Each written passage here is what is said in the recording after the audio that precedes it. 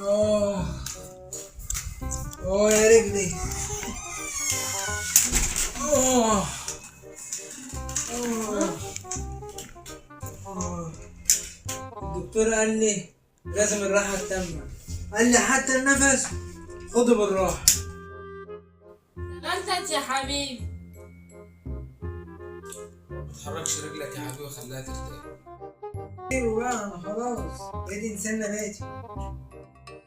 بما انك قاعد خد الزبالة ارميها خلي ليك لازمة. يا رجلي يا بابا الدكتور قال لي ممنوع تنزل سلمة واحدة. خلاص يا حبيبي ربنا يشفيك.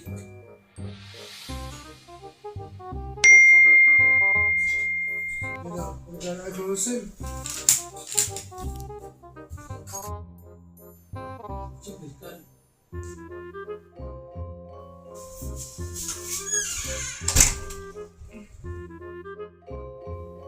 هو انت مش رجلك كانت مكسورة؟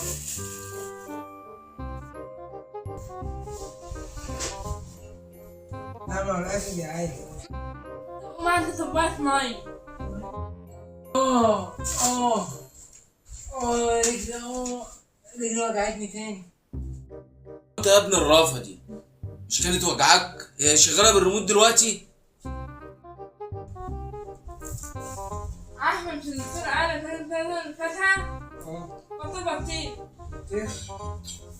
مفيش مانجا. هو انت مريض نازل كده 5 نجوم؟ حوالين الفندق بس انا ما بحبش البطيخة. لو انت بتحب عملت ايه؟ ما بحبوش السادة. ولا والله ما يوجع.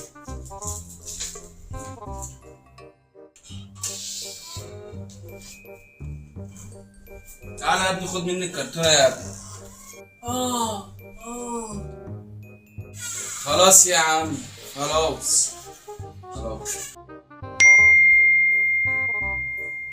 ايه ده خصم 50%؟ خصومات طلعت علاج طبيعي. عايز تهنم؟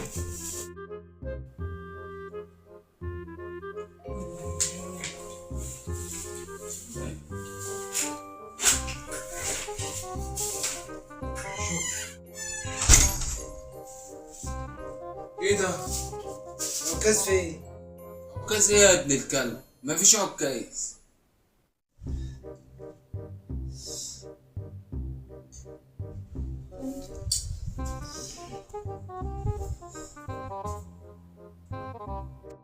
بتدور على عكاز ولا هو اللي كان بيشتغلنا؟ ابقى مني بقى لو لقيته، يا اما هو اللي لقاك، حاجه من التلاته. واضح ان الاصابة راحت بس المقلب لسه مكمل. بسم الله الرحمن الرحيم. اخواتي وحبايبي فانزاتي، بكده الفيديو بتاعنا خلص وجيدوا رحمة. لو الفيديو عجبك ما تنساش تعمل لايك وسبسكرايب، ولو ما عجبكش هتعمل لايك وسبسكرايب، احنا مش هندم يعني على الفاضي يعني معلش. كلام اكيد. وانتظرونا بقى بكل جديد واللي جاي اقوى ان شاء الله.